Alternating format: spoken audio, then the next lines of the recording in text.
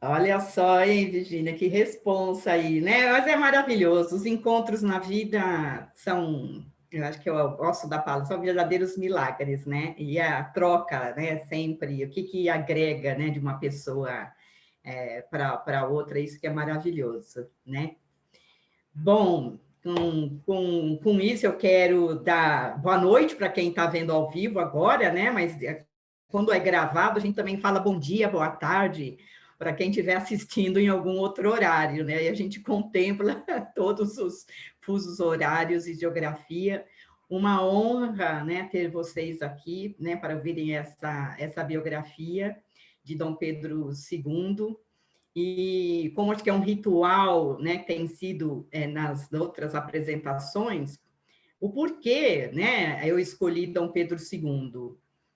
Então, na formação em biografia humana, que eu fiz em São Paulo, né, pela Escola Livre de Estudos Biográficos, né, a ILEB, na turma 7, olha só que especial, né, já que a gente estuda o ritmo dos setênios, o ritmo do 7 na nossa biografia, quando tem os primeiros encontros da formação, onde tem uma série de biografias, eu acho que são 12 biografias que são mandatórias de serem feitas. E eu fiquei quietinha, né? Meus colegas escolheram as biografias e eu queria fazer, eu falei assim, bom, eu quero fazer um brasileiro. Quero fazer um brasileiro, quem sabe uma brasileira. Me passou pela cabeça Chiquinha Gonzaga, Princesa Isabel, mas aí algo me chamava para Dom Pedro II, e eu fui descobrir, isso nós estamos falando do ano de 2003, mais ou menos, que eu já estava comprando livros, né, sobre ele, fazia já uns 4, 5 anos, né, me interessando mais profundamente sobre essa biografia. Também tem um dado bastante importante de dizer que meu filho, né, meus filhos, o André e a Yara, mas o André, que é mais velho, foi aluno Waldorf, e eles são nutridos com biografias, né? E eu sempre contei histórias na beiradinha da cama deles desde pequeno, mas ele acho que tinha uns 10 anos de idade, isso anos antes da minha formação, ele me diz assim, mãe, hoje, em vez de você contar uma história, posso te contar uma? E ele contou a história do Dom Pedro II. E eu, quando fui fazer a biografia, eu quis achar esse livro exatamente como a história que ele contou para mim, eu achei, é um livro para criança, se chama As Lágrimas do Imperador, e quando eu li esse livro, chorei como quando ele me contou pela primeira vez, né? Então teve esse fato que vem primeiro do André, meu filho, me contar essa história à noite como aluno Waldorf. Anos depois, eu já tinha um pé no espiritismo e na antroposofia. Eu era aquela pessoa que, durante as férias de julho, no centro espírita que eu pertencia, eu dava o livro de férias, que é esse livro aqui, Brasil, Coração do Mundo, Pátria do Evangelho, e que daqui a pouquinho eu vou dar uma lidinha num trecho pequeno ali, onde o capítulo 20 é dedicado, falando sobre Dom Pedro II. Então, eu acho que eu não vou ser diferente da maioria das pessoas que já apresentaram aqui biografias e dizer que tem um momento que a gente se sente que não escolheu o biografado, que o biografado ou a biografada te escolheu, né? E eu tenho essa sensação porque muitas sincronicidades foram acontecendo durante o período da pesquisa, que é intensa, foram 2 anos, né, me debruçando, a família já não aguentava mais, meus colegas de trabalho, eu ouvi falar de Dom Pedro II, é um exercício, né, amoroso tão grande, a gente não escapa de idolatrar o biografado da gente, parece que a gente só vê as qualidades, é difícil ver os defeitos, né? Mas, enfim, eu acho que é isso que me levou e me capturou. Então, teve diversas coincidências e sincronicidades ao longo desse período de voltar ao Rio de Janeiro, né, aos lugares onde ele ficou, tá? A Rosemary Hurgen aqui, que me hospedou no período, né, que eu estive ali, fui para Petrópolis, fiquei em Petrópolis, e depois ainda de apresentar a biografia, eu tive a oportunidade de atravessar o oceano e conhecer o local onde Dom Pedro II morreu, que foi num hotel em Paris. Então, vamos lá, preparados, né? Que vocês possam estar aí com aguinhas ao lado de vocês, para se hidratarem. E eu, diferentemente, eu não sei, eu falei para a Virgínia, dos outros colegas, eu vou exatamente fazer uma contação, eu vou no Gogó, eu só tenho 8 slides com imagens que eu vou deixar para o final, se eu tiver tempo. Eu estou querendo, vamos dizer assim, se eu ocupar até às 19 horas, passar um pouco disso, vamos ver se eu corro aí atrás disso, e para que eu possa oferecer para vocês essa biografia, pedindo aí permissão também em honra desse biografado, que é um querido. Eu me tornei uma outra cidadã depois de fazer esta biografia. Então, a título de iniciar aqui, eu quero ler um trecho do livro que eu realmente recomendo para quem se interessa por Dom Pedro II e quiser ler. É o livro As Barbas do Imperador, da Lilian Moritz Schwartz. E não é um poema que eu vou abrir, mas é um texto bastante inspirador. Fiquem à vontade também, aí assim, quem quiser deixar a câmera aberta ou deixar a câmera fechada, eu vou aqui, acho que deixar a minha aberta, mas vou me seguir num fluxo, como eu disse para vocês, no Gogó, né, olhando as minhas anotações aqui e vamos adiante. Então, a título de introdução, esse texto da Lilian Moritz Schwartz, no livro As Barbas do Imperador, que realmente eu acho que se eu tivesse que dizer, leiam esse livro realmente, de tudo que eu li para a biografia do Dom Pedro II, esse está bem completo, bastante interessante, tem bastante imagens e é bem rico. A realeza. A realeza tem um caráter mítico, uma forma dual de poder. O corpo duplo do rei que associa de maneira excepcional o elemento transitório e humano ao corpo místico. Perene, fundamento inatingível do reino. Lado a lado estão o homem mortal e o rei divino, sujeitos dos rituais de consagração, entre coreações, funerais, procissões e outras cerimônias da corte. Existe uma eficácia mágica na realeza, um algo maravilhoso. A monarquia muda, mas fica um mistério. Em virtude das origens supra-humanas, vincula-se no imaginário coletivo um homem a uma nação, e ele é dotado de um poder que o separa dos demais mortais.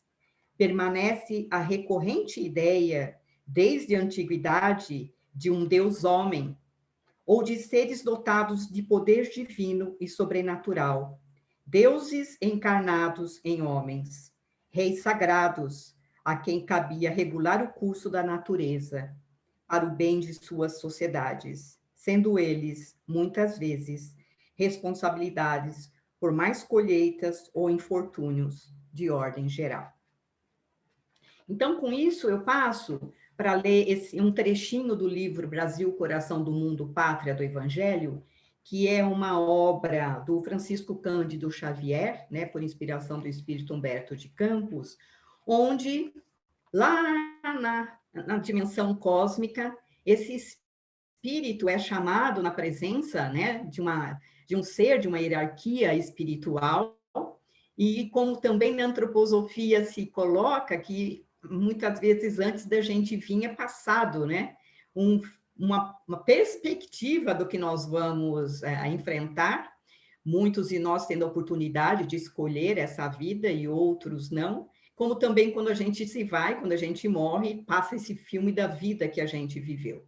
Então, lá no plano espiritual, nesse capítulo 20, o nome dado a Dom Pedro II, né? Porque esse nome que a gente tem terreno não é ele que a gente leva, é Longinos, né? Então, aqui se diz, Longinos, entre as nações do orbe terrestre, organizei o Brasil como coração do mundo. Minha assistência misericordiosa tem velado constantemente pelos seus destinos e inspirando a todos os companheiros do infinito, consegui evitar que a pilhagem das nações ricas e poderosas fragmentasse o seu vasto território, cuja configuração geográfica representa o órgão do sentimento no planeta, como um coração que deverá pulsar pela paz indestrutível e pela solidariedade coletiva e cuja evolução terá de dispensar, logicamente, a presença contínua dos meus emissários para a solução dos seus problemas de ordem geral. Bem sabes que os povos têm a sua maioridade, assim como os indivíduos. E se bem não os percam de vista, os gênios tutelários do mundo espiritual, faça mister se lhes outorgue toda a liberdade de ação, a fim de aferirmos o aproveitamento das lições que lhes foram prodigalizadas. Sente-se o teu coração com a necessária fortaleza para cumprir uma grande missão na pátria do Evangelho?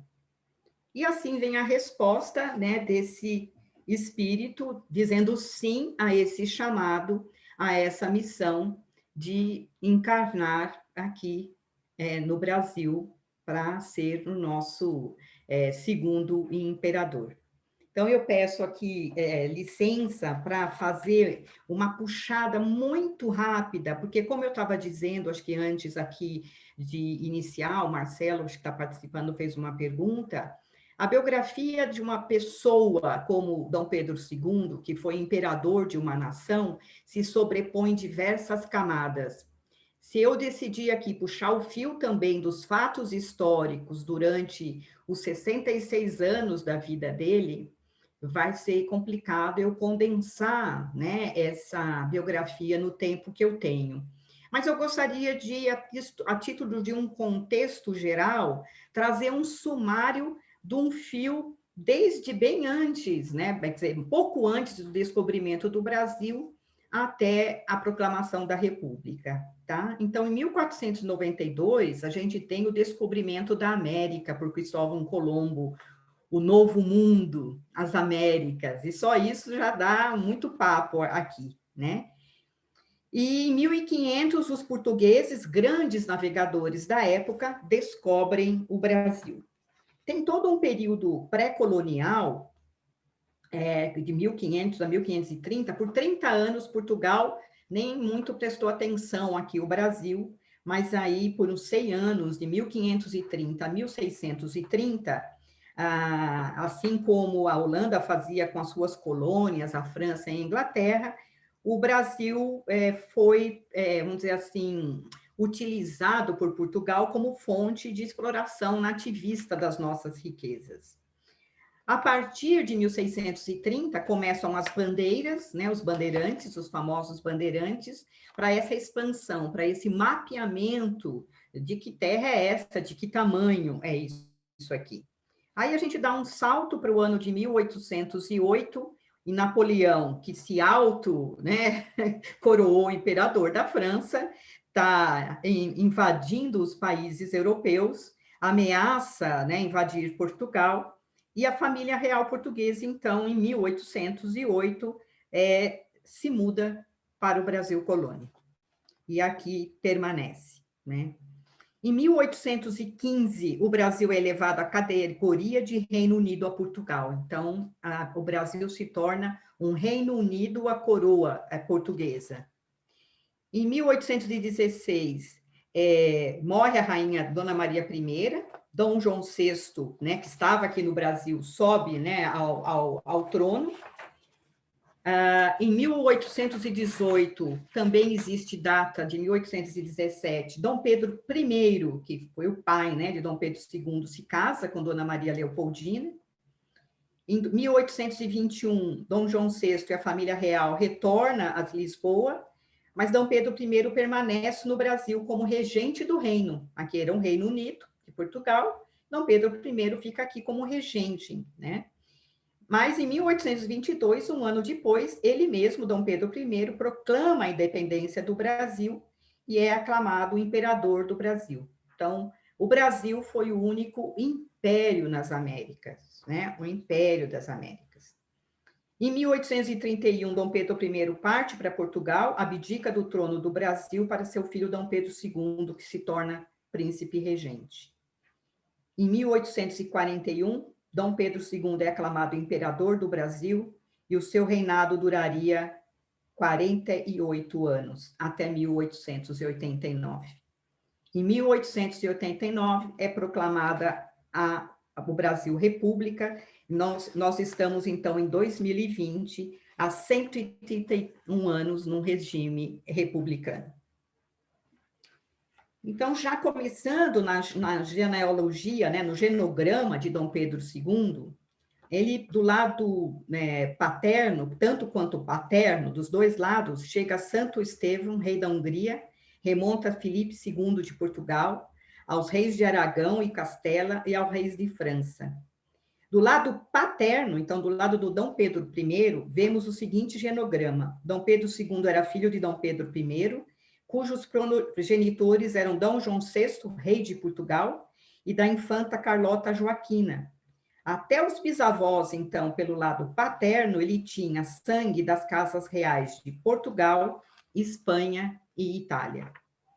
Do lado materno, vemos o seguinte genograma. Dom Pedro II era filho de arquiduquesa Maria Leopoldina da Áustria, cujos progenitores eram Francisco I, o imperador da Áustria, e Princesa Maria Teresa das Duas Sicílias.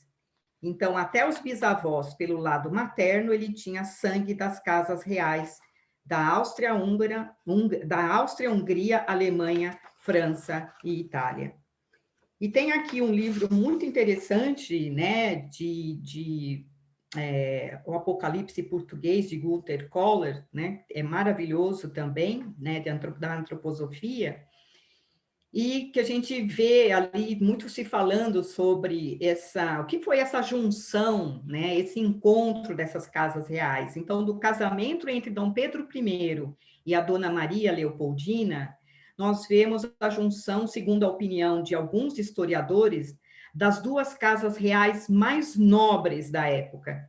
Os portugueses Bragança, a quarta dinastia real portuguesa, vai de 1640 até 1910, e essa casa era denominada a Sereníssima Casa de Bragança, e que remonta à primeira dinastia da Burgúndia, fundadores de Portugal, e para muitos herdeiros dos verdadeiros princípios dos cavaleiros, que se perderam em outras casas reais europeias.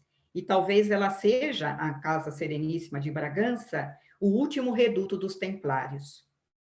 E aos austríacos, Habsburgo, uma das mais antigas e tradicionais dinastias da Europa, Casa d'Áustria, que após a devastação napoleônica, restaurou o poder para as sacras casas imperiais no Congresso de Viena, em 1815.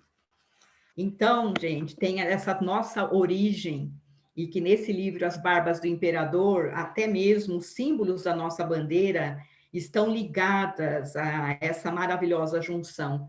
A bandeira que ainda chegou até nós, que é esse retângulo verde, o verde é a cor de Bragança, não é das matas do Brasil, né?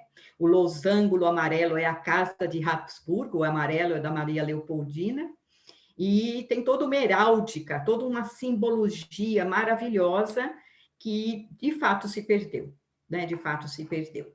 E a bandeira do Segundo Império, do Dom Pedro II, além da coroa dele, tem um ramo de fumo e um ramo de café, que eram os produtos, o fumo foi deixando de ser o maior produto para entrar o café. Então, aí, como bastidores, né, em relação a toda essa biografia, inclusive, do nosso país, dentro desse contexto mundial.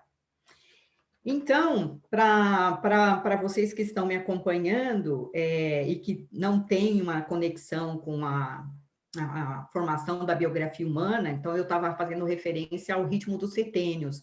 Eu vou procurar nem tanto falar em datas, nem tanto falar em setênios, mas falar da idade, né? Que idade Dom Pedro estava quando aconteceu isso ou aquilo. E é interessante que Dom Pedro II, ele viveu 66 anos, E eu faz alguns anos que eu não apresento a biografia dele, e eu estou com 66 anos, né? Então, assim, esse seria o 10º setênio, né? Dos 63 aos 70 anos. Então, nós vamos aqui adiante agora ouvir essa biografia de alguém que viveu 66 anos.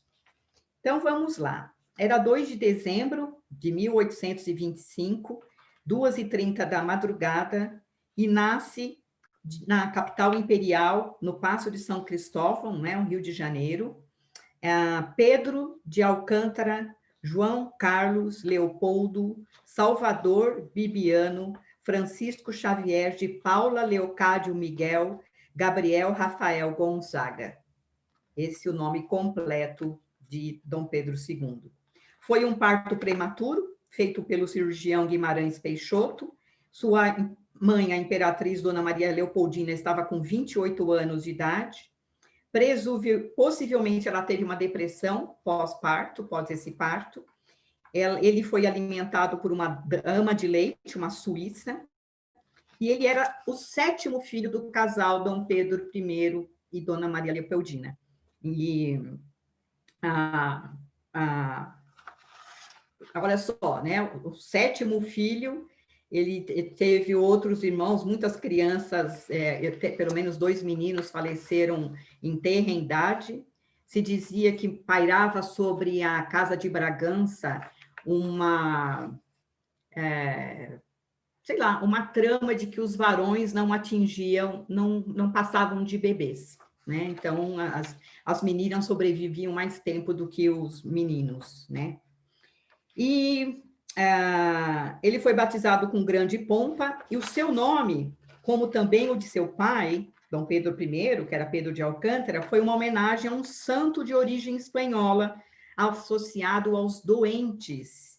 A Casa de Bragança era devota deste santo. Bom, Dom Pedro II completa 1 ano de idade e, em seguida, a sua mãe falece. A Leopoldina falece, ele tem 1 aninho de idade, e tudo indica, ela morreu de uma infecção generalizada, ela estava grávida do 8º filho, essa criança morre dentro dela, e naquela época, né, com os recursos que se tinha, essa jovem, né, de 29 anos falece, né? Então, aí tem esse evento de que, de uma maneira, já vai sendo uma marca na biografia desse, que muitos vão cunhar como o mártir da nação, o órfão da nação, é algo que vai marcando a biografia do Dom Pedro II desde tenra idade, né? Aí acontece um evento em Portugal, que lá em Portugal, que era um reino também, né, que tinha um império, tem uma crise de sucessão lá no reino de Portugal.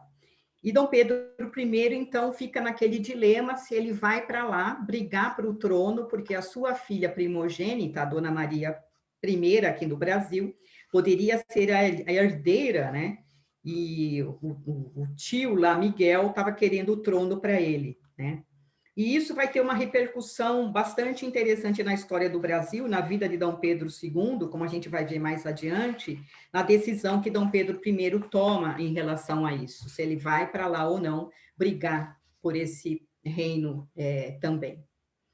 Quando Dom Pedro II está com 4 anos de idade e tem 3 anos da morte de sua mãe, chega no Rio de Janeiro a 2ª esposa do seu pai, a 2ª esposa de Dom Pedro I, a Dona Amélia. Muito bonita, jovem, ela tinha 16 anos, né? Ela vem da Baviera, né? Da região ali da Baviera, de um espírito muito jovial. Dom Pedro II, no diário dele, que eu vou falar do diário dele daqui a pouco, dizia que é como se fosse uma irmã mais velha que tivesse chegado, muito bonita, muito jovem. Ela trouxe uma alegria, né, para o Palácio de São Cristóvão, que era muito ali sisudo. E com 6 anos de idade, teve ali foi um ano muito importante, né? Foi um ano muito importante. Dom Pedro, ele abdica do trono em 1831, então, o Bonifácio de Andrade Silva é nomeado tutor.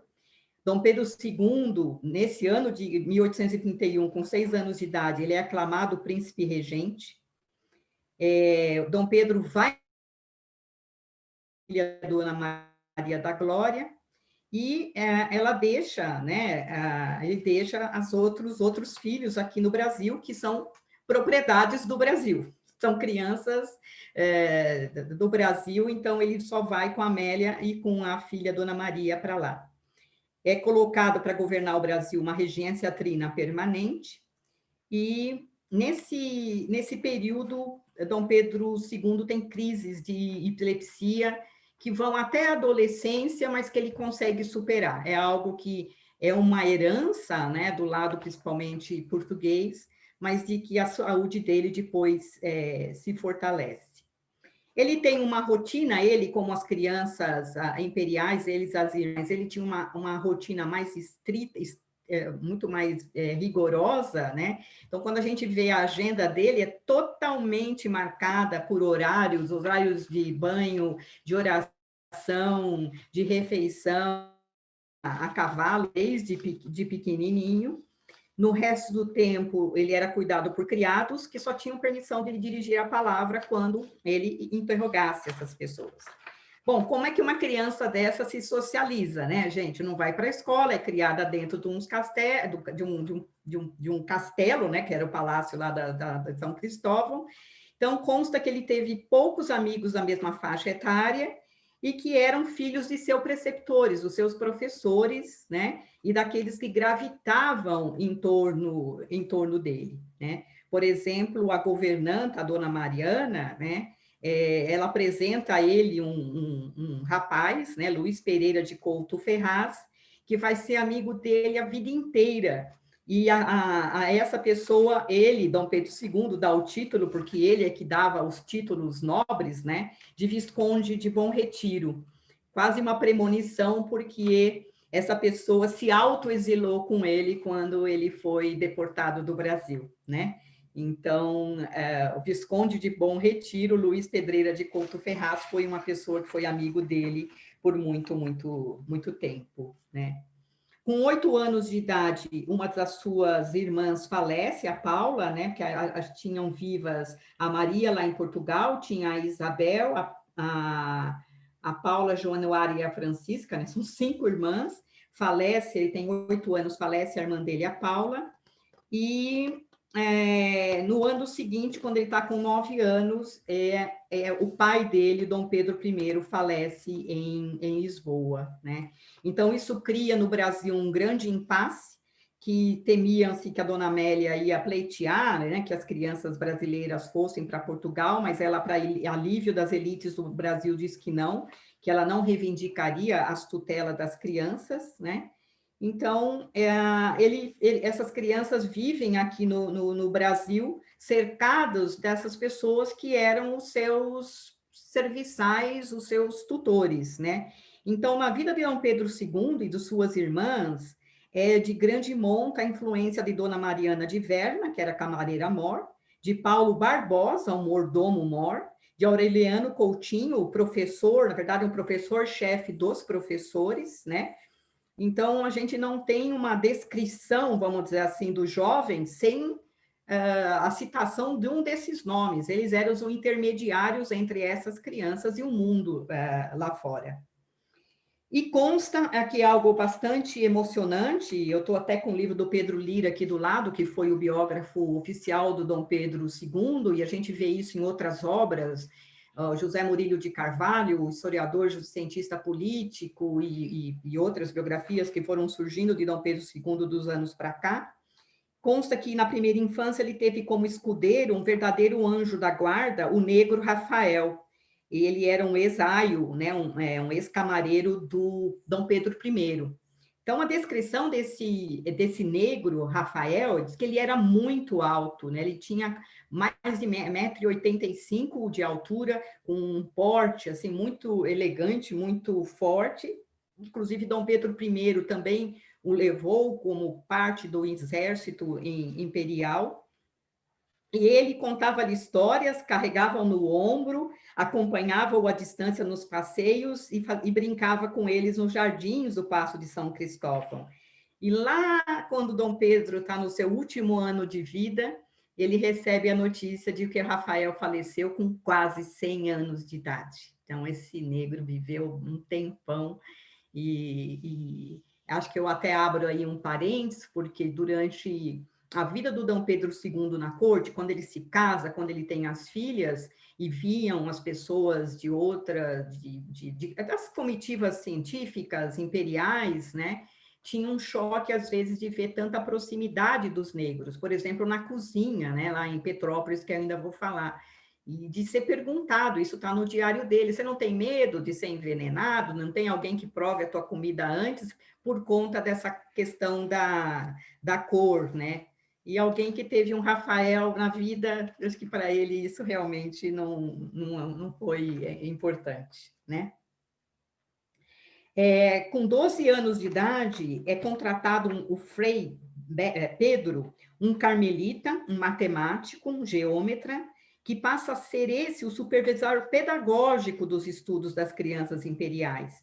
E ele foi uma das personalidades que mais marcaram e influenciaram o jovem Dom Pedro. Ele aprendeu com ele o hábito de ouvir, de calar, de perguntar, de esperar, de querer com obstinação, de vencer com cautela, ler tudo, saber tudo, compreender tudo. Então, esse professor, que estava abaixo, né, do Aureliano Coutinho, esse Frei, né, foi uma pessoa muito, muito importante na vida de Dom Pedro II. E consta na literatura que Dom Pedro II foi criado para ser a antítese do pai, né? Enquanto Dom Pedro II passa uma imagem, né, dessa pessoa folgazã, conquistador, né? Até por isso, por essa imagem, esses preceptores que tinham tudo na mão foram moldando, né? Acho que ele já tinha mais uma característica mais fleumática mesmo, mas ele aceitou, né? Ele aceitou com muita, diria, placidez essa missão que a ele foi dada, né? Então, 12 anos, no dia 2 de dezembro, né? A instituição que foi fundada em 1733 como Casa dos Meninos Órfãos de São Pedro, depois Seminário de São Joaquim, foi restituído em 1821 por Dom Pedro I, passa a ser patrocinada por Dom Pedro II e recebe seu nome nessa data. Então, existe até hoje. Tem aí, acho que os cariocas aqui presentes, o Colégio Dom Pedro II, né? Uma tradição no Rio de Janeiro. E o Dom Pedro, como tem o diário, né? O diário dele existe, está lá em Petrópolis, ele coloca, escreve, seria a sua instituição preferida. E um dia ele escrevendo uma carta a João Bonifácio, o moço, ele diria: eu sou governo duas coisas no Brasil, a minha casa e o Colégio Dom Pedro II. Lá eu vou assistir aulas, selecionar professores, confiro médias, e se eu não fosse imperador do Brasil, quisera ser mestre-escola. Então, ele gostaria muito de ser professor, né? E teria sido, acho que, um excelente professor. Com 13 anos de idade, falece o José Bonifácio, o seu primeiro tutor. Está acontecendo aí para o Brasil, mas eu não vou dar foco, né? Como desde que ele assumiu diversas revoltas e revoluções pelo Brasil, né? As Sabinadas, Guerra dos Farroupilha, por aí vai. Quer dizer, o Brasil também tá em polvorosa, né? E com 14 anos tem algo bastante interessante, olha, uma jovem adolescente, né, que se interessa pela fotografia, né, lançado, né, lá na França, aquilo que na época era chamada daguerreótipo, né, que era a primeira máquina fotográfica, que está longe de ser o que é a máquina fotográfica hoje, e ele adquire, com 15 anos, o seu primeiro equipamento de fotografia, 8 meses antes que esses aparatos fossem vendidos por aqui, né? Então, ele com certeza manda a importar e muito próximo do abade francês Louis Comte, que morava no Rio de Janeiro, né? Então, aqui a gente vai vendo um pouco esse pioneirismo, né, do Dom Pedro II, nesses interesses dele, porque consta, né, numa das biografias que eu li, como ele era um leitor voraz, né, um estudioso, ele gostava de ler, ele às vezes, então eu fico imaginando, né, gente, como é que seria esse cara hoje com internet, Google, WhatsApp, para consumir desse conhecimento, mas ele tinha tanta ansiedade de livros e jornais, que às vezes ele ia para o porto ficar esperando os livros e jornais chegarem, né? As cartas que ele escrevia e que ele manteve correspondência com pessoas menos importantes e outras mais importantes por 10, 20, 30 anos da vida dele. Então, às vezes, ele era tão ansioso que ele ia para o cais esperar o navio chegar. Então, ele ficava sabendo dessas invenções. Ah, inventaram lá a máquina de fotografia, ele já quis uma para ele, né? E isso vai ter uma influência de que ele se torna um fotógrafo amador, vamos dizer assim, né? Tem muitas selfies, muitas clicadas, né, dele, né? Aquele negócio que põe no tripé. E a família imperial brasileira só perdeu para a Rainha Vitória, da Inglaterra, em serem clicados, porque ela teve mais tempo de reinado, porque senão a família real brasileira. Eu estou com um livro aqui que tem 3 quilos, é um livro da coleção de fotografias da princesa Isabel, que recebeu esse legado do pai, né? E quando ele se vai, ele tinha 25 mil livros que ele doou para a Biblioteca Nacional, e de fotografia era alguma coisa assim. Eu fui numa exposição aqui em São Paulo, que o nome é maravilhoso, De Volta à Luz, que quando descobriram perdido em algum lugar do Museu Nacional, mais de 5 mil fotografias dele, então, da coleção dele. Graças a Deus, isso está em boas mãos hoje, né? Então, esse era ele com 15 anos de idade, e aí essa é uma data importante, né, gente? Que vem o golpe da maioridade, eu quero já.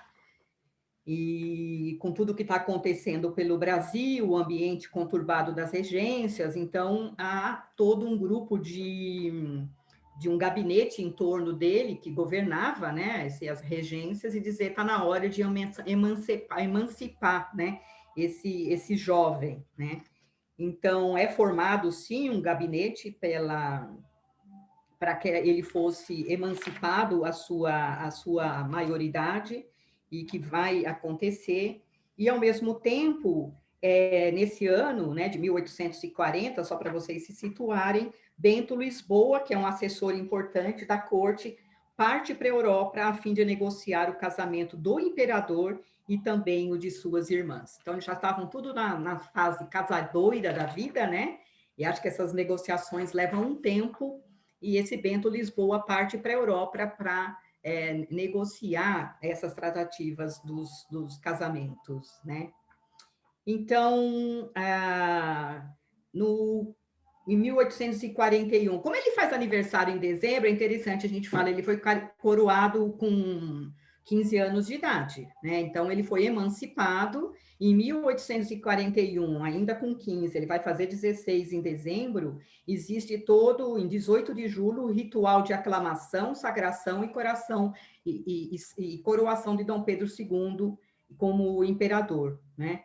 Então, as festas duraram aí 9 dias, né, desse ritual, e o mundo todo avisado que agora ele realmente era maior e oficialmente o nosso imperador, né?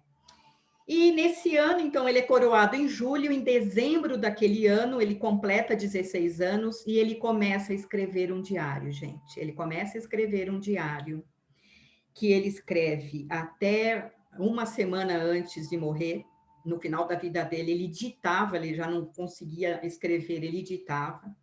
São 5.500 páginas escritas a lápis, com desenhos, com poemas, com registros. Isso era um hábito muito forte nessa época, né, desse positivismo, né, que existia.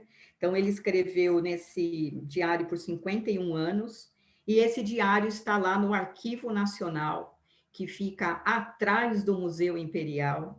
Eu estive lá, então, quem quiser uma hora ir e pedir com antecedência, tem acesso para a gente ver, existe, e é uma emoção, né?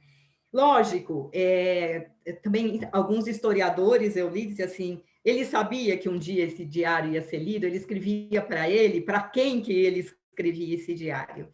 Mas é um tesouro, né? Alguém que com 16 anos de idade, ele começa a escrever com um ano ele retroativo. Quando ele completa 15, ele começa, 16 anos, ele começa a escrever dos 15 anos em diante. E ali tem relatos incríveis, né? As lembranças dele, inclusive do pai, do Dom Pedro I, ele diz que ele lembra aquele assoalho do Palácio de São Cristóvão, quando Dom Pedro chegava com as botas, né, tilintando, né, que acho que ele sempre estava vestido como militar, e o jeito que o pai dele abraçava e roçava a barba nele, então é gostoso de ouvir. Ele sendo acordado à noite pelos tiros de canhão, que cada navio que entrava na Baía de Guanabara tinha que ser avisado, né? Então as crianças eram tiradas, então aquela criança que era assustada no meio da noite, que dizia, vamos roubar as crianças imperiais, precisa proteger as crianças imperiais. Ele contando tudo isso é de um colorido bastante significativo, né? Então, quando ele está com 17 anos de idade, o Bento Lisboa volta lá da Europa e tinha assinado o contrato de casamento dele com a princesa Teresa Cristina de Nápoles, né?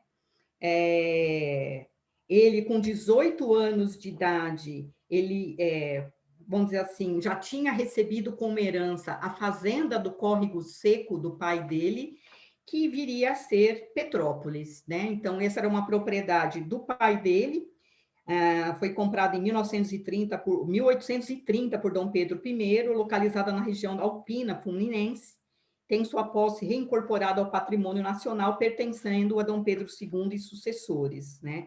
E ele embarca, então, gente, aos 18 anos de idade, nessa sedutora e ousada empreitada de construir ali um palácio, uma povoação, uma igreja e um cemitério. Para quem estuda biografia humana, a gente olha para cá, para o primeiro nó lunar, que é a posição de Lua e Sol no mesmo momento do nascimento. Eu já puxo aí um fio da que a sua memória mora e vive em Petrópolis. Quando eu vi pegar fogo na televisão, eu vi pegando fogo o Museu Nacional do Rio de Janeiro, eu só fiz assim, graças a Deus que não é o Museu Imperial de Petrópolis, né? Então, o Museu Nacional, o Palácio de São Cristóvão, quando eu visitei, estava decadente, e aquilo só foi ladeira abaixo, né? Ao mesmo tempo, quando você visita o Museu Imperial, aquilo está um brinco, está tudo preservado, tem a coroa dele, né? Dá para chorar da entrada até a saída, né?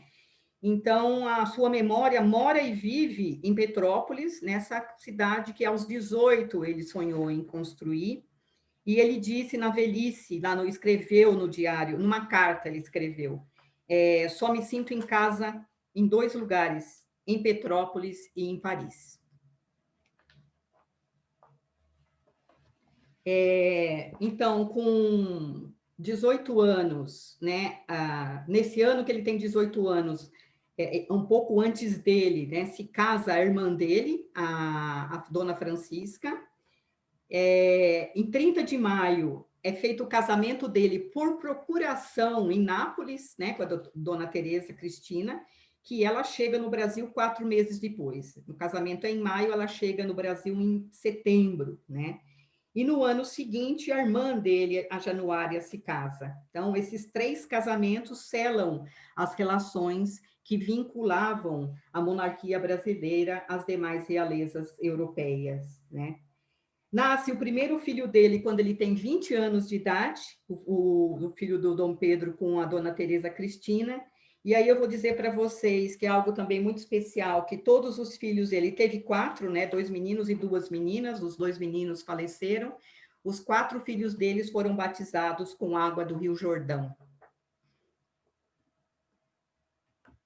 Ele faz uma primeira viagem pelo sul do Brasil, conhece, ele adorava viajar, então, aqui nacionalmente, né, que ele podia sair, ele fez uma viagem pelo sul do Brasil, então, isso ele está com os seus 20 anos de idade, e ele passa a custear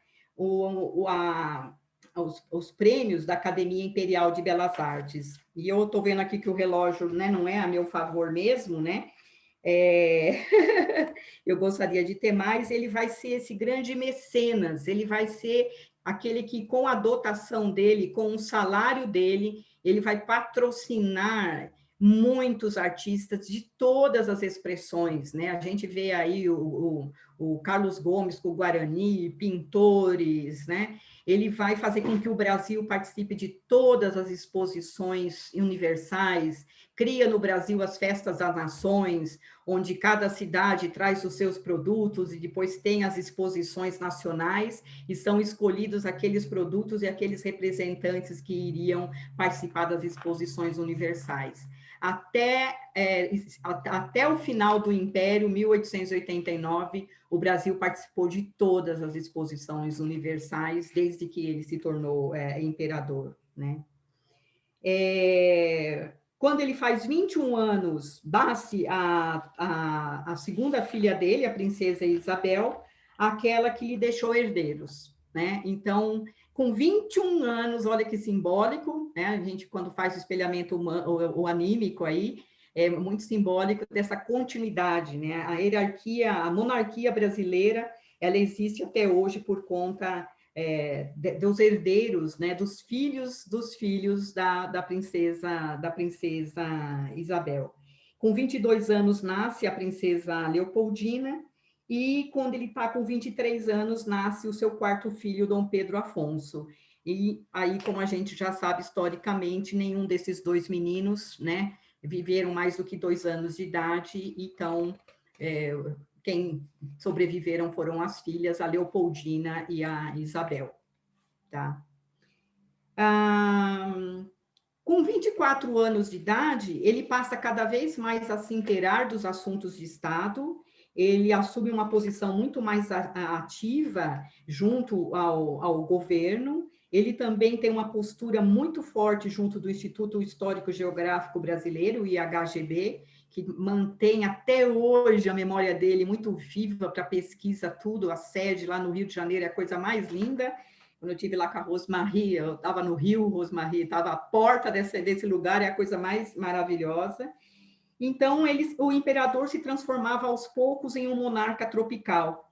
A suposta marionete se revelaria aos poucos um estadista cada vez mais popular e, sobretudo, um mecena das artes em virtude da ambição de dar autonomia cultural ao Brasil. Então, ele faz uma referência no diário dele que diria assim: querem que eu reine, mas não governe. Assim como a Rainha Vitória. Mas eu não vou ser assim. E ele, de bilhetinho em bilhetinho, né, despachava, mandava o recadinho dele. Jânio Quadros, acho que resgatou um pouco isso, né, de escrever bilhetinhos em lápis, tudo, que é algo que vem do Dom Pedro II, né? Ele, com 25 anos, perde, né, o segundo filho, e aí, 25 anos, ele é de 1825, nós estamos na década de 850, iniciando a década de 1850, que foi um boom no Brasil. Foi uma década chamada da década Mauá, muito progresso, muito as primeiras estradas de ferro, as linhas telegráficas, a iluminação, foi algo assim, a década de 60 e 70 foi algo assim impressionante, né? Quando ele está com 28 anos, morre o Aureliano Coutinho, aquele professor mor, né? Morre a sua irmã, a Dona Maria da Glória, rainha de Portugal, e morre também a sua meia-irmã, Maria Amélia. O Dom Pedro I tinha tido um filho com a Amélia, Maria Amélia, que morre. Gente, é uma mortandade danada, né? Eu falo, realmente, ele que nem achava que ia fazer 50 anos de idade, viveu 66, né? Então, é incrível como a pessoa em vida vai vendo, por isso que tinham também tantos filhos, né, para garantir a continuidade, né. Ele está com 31 anos de idade e é contratada a Condessa Luísa de Barral para ser a dama da imperatriz e das princesas. Ai, ai, ai, né? E aqui entra um capítulo onde essa senhora, né, nascida na Bahia, filha de diplomatas, educada na França, e amiga íntima da irmã dele, da irmã Chica, volta para o Brasil e com um marido e um filho muito doente, passa a morar no Paço de São Cristóvão e inicia uma amizade com o imperador, que muitos dizem ela foi o amor da vida dele e ele, né? Então, eles eram como se fossem almas gêmeas, né? tem toda uma questão em torno dessa vida de amantes e amantes, tanto com a Condessa de Barral como outras, porque sabido que Dom Pedro I teve 19 filhos fora do casamento, muitos deles sustentados por Dom Pedro II, mas de Dom Pedro II tem todo um mistério, né? Quer dizer, quem estava em torno dele e que fez o esforço dele ser antítese do pai, conseguiu isso, né? Com isso, a Petrópolis está terminada, cada vez mais a família imperial passa mais tempo lá em Petrópolis do que no Rio de Janeiro ou na Fazenda Santa Cruz, né? E ele, com 34 anos de idade, faz uma viagem agora para Norte e Nordeste, né? Eu que já morei na Paraíba sei disso, porque cada lugar que ele passou é o Sobrado do Imperador, é o Cais do Imperador. Então, com 34 anos, ele faz uma viagem para as províncias do norte do Brasil. Paraíba, Espírito Santo, Bahia, Pernambuco, e sempre são muito estratégicas, né? Fortalece a monarquia e preserva a unidade nacional, né? Ele cada vez mais popular internacionalmente, com 36, 35 anos de idade, ele é muito respeitado, né, pelo mundo todo, né?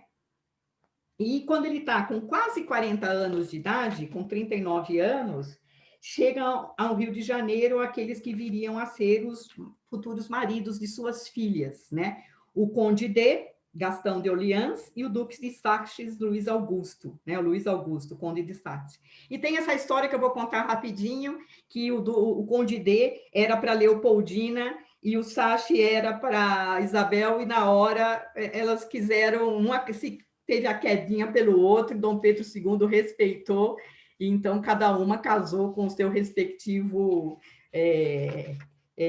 par ali escolhido. Então, ele com 39 anos, tem aí os dois genros, né, chegando aí na família. A filha dele, a Leopoldina, vai morar no exterior, e ela lhe dá 2 netos, 2 homens, né? Um deles morre bem jovem, e o outro é exilado com ele quando ele é embora, porque a ela morre também bem jovem, e é um rapaz que tem problemas aí de saúde. Então, 40 anos, ele está com 2 genros, com 43 morre o Mordomo-mor do Paço Paulo Barbosa, né? E aí nós temos um início da Guerra do Paraguai. A Guerra do Paraguai dura 6 anos, Dizem aí que é uma grande mancha, né, no governo do Dom Pedro II, mas de uma maneira o Estado, a região ali do Prata já era muito em ebulição, e tem essa guerra sangrenta. E o que vale dizer é que, apesar do Brasil ter ganho, né, que tinha aí Argentina, Uruguai no circuito, ele podia ter incorporado o território do Paraguai, Dom Pedro II nunca quis isso, né?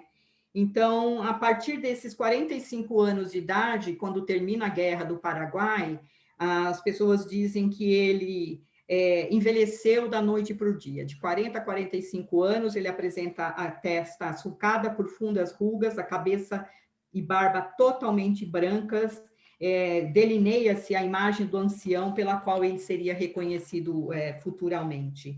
E a partir dali ele acaba se ficando cada vez mais taciturno, distante das festas sociais, das festas populares.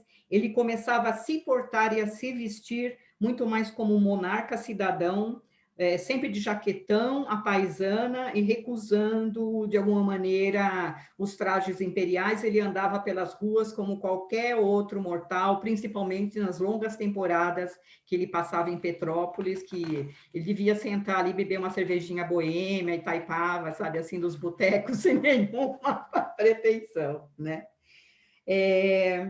Bom, com 46 anos de idade, falece a filha dele, né, a Leopoldina, com 24 anos de idade, para febre tifoide, e a Teresa Cristina, a mãe, fica desesperada, né? A mãe que não presencia, eles sabiam da doença dela, a princesa Isabel chegou a viajar, e ele aí pede, ele meio que dizendo assim, eu preciso ter autorização para sair do Brasil, a minha esposa não está bem. Então, com 46 anos, quase com 50 anos de idade, ele faz a primeira viagem internacional.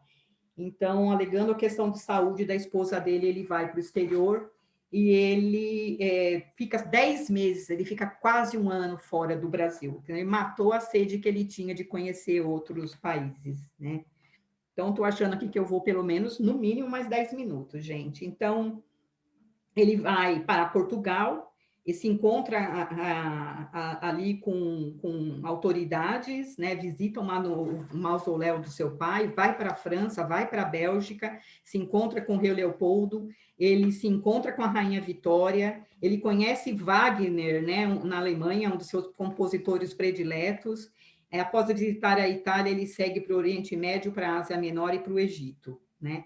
Enquanto isso, aqui no Brasil, a princesa Isabel, que ficou como regente, aliás, ela é uma das primeiras mulheres que fica, né? Eu falo vice-presidente ou como regente, e endossa a lei do ventre livre, tá? Quando ele volta ao Brasil, tinha sido fundado o Partido Republicano, ele recebe a notícia do falecimento da Maria Amélia, a segunda esposa do seu pai.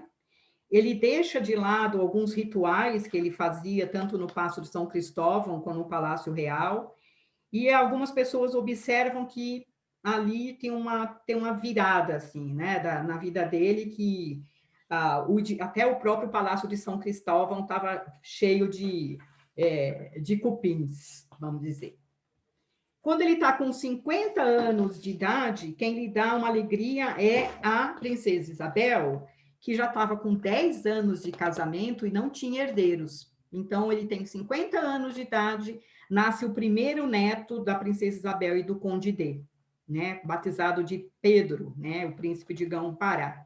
Então, acho que também essa questão dessa hereditariedade que tem isso aqui.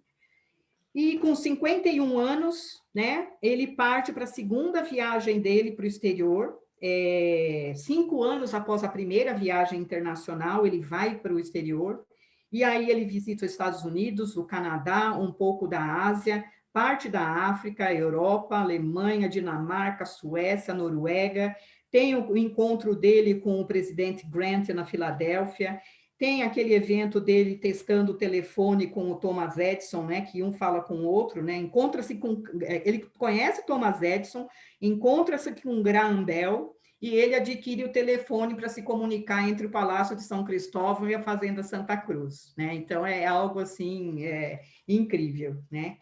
E ele visita a Terra Santa, Jerusalém, que era um grande sonho dele, e no seu aniversário é realizada uma missa na Igreja do Santo Sepulcro. Então, o aniversário dele de 51 anos é na Igreja do Santo Sepulcro, em Jerusalém.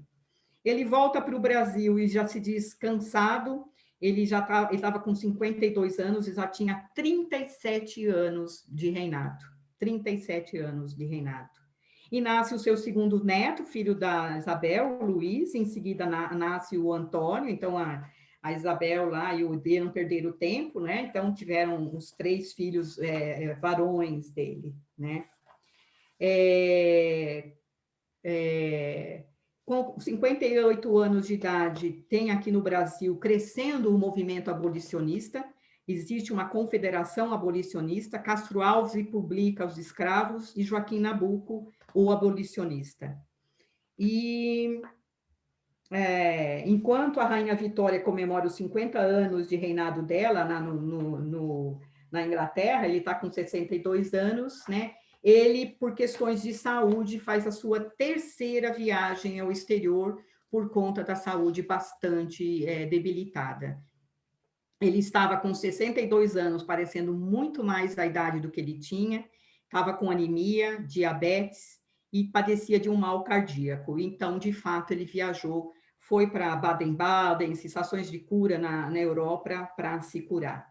Então, é exatamente aí, em 1888, que nesse período que ele está no exterior, a Lei Áurea é assinada pela princesa Isabel. Diz que é a lei mais curta e grossa que a gente tem aqui no Brasil. Ela diz o seguinte: fica abolida a escravidão no Brasil, revogam-se as disposições em contrário, né?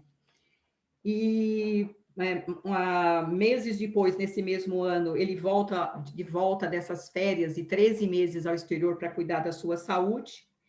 O Brasil participa, nesse ano, da sua última exposição em Paris, onde é inaugurada a Torre Eiffel, né? Depois dele não teve mais.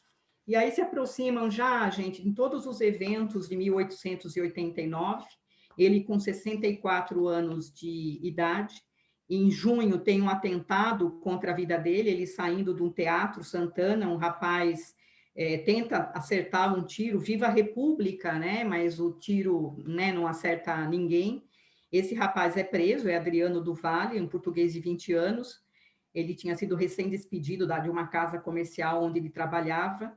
E ele é liberto sem julgamento um mês depois que a República é proclamada, né?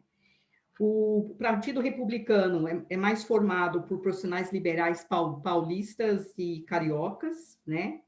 Quando, a 11 de novembro, Dom Pedro II desce de Petrópolis, ele inaugura um hospital e realiza o último grande baile imperial, que é o da Ilha Fiscal, que é famosíssimo, né?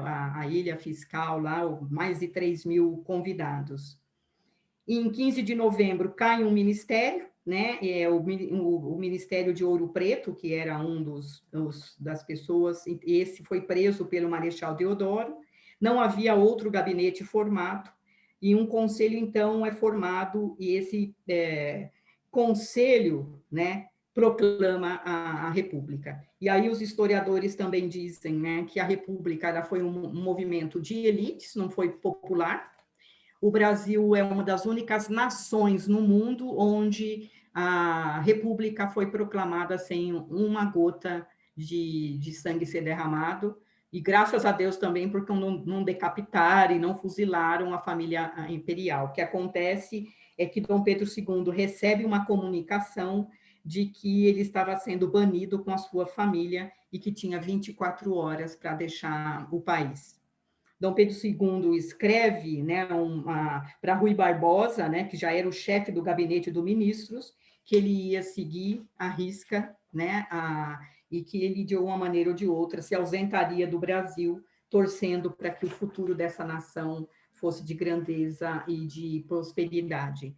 E eles foram levados do Rio de Janeiro ali para a Ilha Grande, na calada da noite, por temor de manifestações favoráveis ao imperador, que se fosse feito na luz do dia, provavelmente ia chamar muita a atenção, né? Eles foram privados dos seus móveis, bens móveis, né, imóveis no Brasil, isso tudo se tornou posse da República. Para que Dom Pedro II pudesse viver no exterior, foi-lhe dado uma ajuda de 5.000 contos, que ele rejeita. Então, a partir do exílio, ele vive por conta dos amigos que o sustentaram, né, nesses 2 anos que ele teve de vida, né, porque logo em seguida, quer dizer, 2 anos depois do exílio, ele morre. Mas, na verdade, chegando em Portugal, vivendo no Grande Hotel do Porto, quem morre é a sua esposa, Teresa Cristina, com 67 anos de idade, de um infarto fulminante, né? Ele chega em solo europeu, é publicada a sua primeira biografia, escrita por um rabino de Avignon, Benjamin Mosset, intitulada Dom Pedro II, Imperador do Brasil, uma obra em homenagem ao Imperador do Novo Mundo. Bom, ao novo governo republicano coube alterar todas as simbologias do império, né? O Paço da Cidade passou a chamar 15 de novembro, a Estrada de Ferro Dom Pedro II virou Central do Brasil, o Colégio Dom Pedro II virou Colégio Nacional, e em Petrópolis a Rua do Imperador virava 15 de novembro e a Rua da Imperatriz virou 7 de setembro. Então a República fez um trabalho bem bonitinho de apagar a presença. Eu acho que a gente mais lembra do primeiro império de Dom Pedro I do que do segundo império do Dom Pedro II. E tem uma confusão na cabeça das crianças também, que a gente vê Dom Pedro II mais velho, e porque Dom Pedro I não chegou à velhice, ele não chegou a ter cabelo branco, então a gente acha que às vezes Dom Pedro II é pai de Dom Pedro I.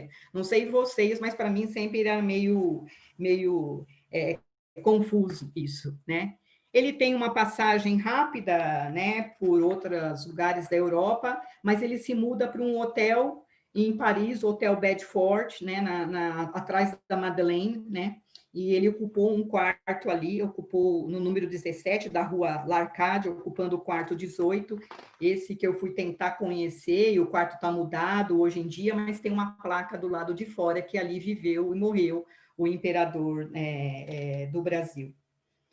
Bom, ele está vivendo em Paris, né, com a Isabel e os netos, tudo, e ele faz 66 anos de idade, já está bem fraquinho por uma pneumonia que ele tinha acometido. Então, ele faz 66 anos, e no dia 2 de dezembro de 1891, e 3 dias depois, à meia-noite e meia, ele morre, e o atestado de óbito foi constatado uma pneumonia aguda do lado esquerdo. A princesa Isabel tornava-se sucessora legal do trono do Império do Brasil, pois Dom Pedro II morrera sem abdicar de seu cargo. Então, o que eu gostaria de deixar aqui como tem todo um pós-mortem, mas não tem tanto significado. A única coisa que eu podia dizer é que exatamente 33 anos depois de ter sido banido, né, do Brasil, volta para o Brasil os restos mortais da Teresa Cristina e de Dom Pedro II, em 1922, gente. É muito simbólico, né? 33 anos depois, rescindido, revogado o decreto, autorizam o traslado do corpo dele, que ele queria ter sido enterrado aqui. A família real pode voltar para o Brasil, então é muito simbólico. Quando eu vi, eu me arrepiei, que voltavam após 33 anos e eles foram recebidos com festejos no cais. Era como se o rei retornasse e participasse de mais uma procissão. Então, o que eu gostaria de encerrar é falando da missão de vida dele que eu coloquei, né? Qual a missão, qual o fio vermelho dessa biografia, né? Então, para mim, qual o fio vermelho da biografia? A expressão dessa individualidade no mundo em relação com as questões de sua época. A missão de vida foi a manutenção da independência do Brasil, a construção da unidade nacional em termos territoriais e institucionais, a abolição da escravatura, transição pacífica do regime monárquico para o republicano. Dom Pedro II nasceu no primeiro quarto do século XIX. A humanidade ingressara, segundo Rudolf Steiner, na Idade da Consciência no século XV. Portanto, ainda engatinhava adentrando essa etapa, saindo da Idade da Razão e da Índole. Esta individualidade estava profundamente conectada com as questões e impulsos dessa época. Foi soberano de uma nação no continente americano, denominado o Novo Mundo. O Brasil, como registra a história, é a única colônia mantida intacta, não perdeu nada do seu território original, cujos limites eram bem confusos, e que permaneceu nas mãos dos seus colonizadores originais, os portugueses, até ter sua independência proclamada, até a escravidão ser abolida. O regime republicano sucedeu ao monárquico e todos esses importantíssimos eventos sem uma guerra, né? Os 66 anos da vida de Dom Pedro II e os 49 anos de seu governo estiveram e estarão essencialmente conectados com a história passada, presente e futura no Brasil, na sua consolidação como uma nação livre.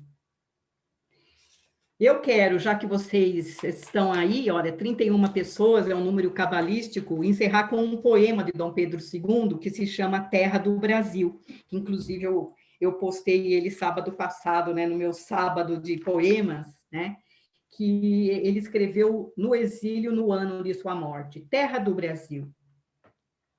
E ele sempre assinava Pedro de Alcântara.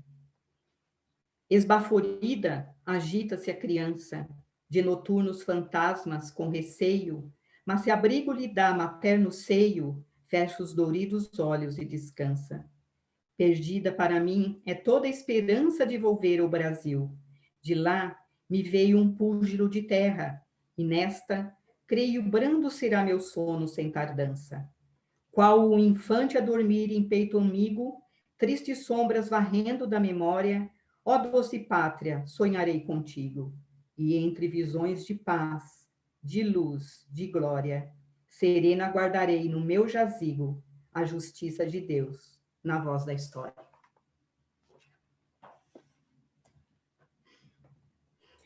Zilda, e as imagens, já que As estão... imagens, vamos lá, vamos lá. É rapidíssimo, são 8.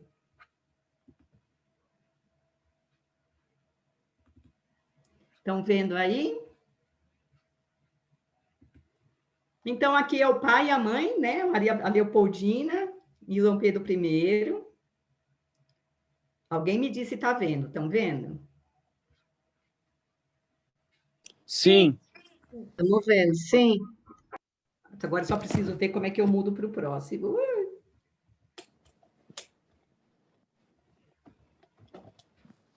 Não está indo para o próximo.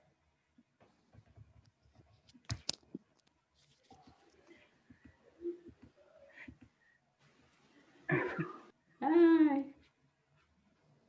Gente, não vai dar. Eu acho que eu peguei o arquivo errado, inclusive. Estava bonitinho e Mas novinho. chegou a mudar, chegou a mudar de Chegou a imagem. mudar, não era o segundo, ele novo? Não, não era outro arquivo. Era um outro arquivo. Era um outro arquivo. Mas olha, não tinha, assim, tem a foto dele, tem a foto do castelo, eu vou pedir desculpas, mas era um outro arquivo. Olha só, tanta coisa. Mas olha, 17, 19 e 20 já. Eu quero agradecer demais quem esteve comigo até aqui, viu? Zilda, muito obrigada. Foi uma agradeço. delícia. Eu que agradeço. Muita gente agradeceu, está te agradecendo por você nos proporcionar conhecer tudo isso, né? Obrigada. E quão difícil é ter uma tarefa tão grande, né? Exatamente. Gente, né? É muito desafiadora carregar, né? E a gente olha isso para quem for que está hoje também nesse papel de realeza. Me lembrei da Lady Di esses dias, né? Isso aí. Muito obrigada, gente. Obrigada, um beijo grande. Eu fico à disposição aí. Um beijo, obrigada. Obrigada. Muito obrigada, muito bom. Obrigada, tchau. Zilda. Oi. Eu vou ficar por último para falar com você. Tá bom, tá bom. Virgínia, qual vai ser a próxima? A próxima vai ser Dr. Bá, e quem vai trazer é a Eliana, nossa professora do biográfico da ELEB. Tá, e que dia, então, dia 19? 15 dias, dia 2 de dezembro. 2 de dezembro, tá. Tá? Já vou anotar.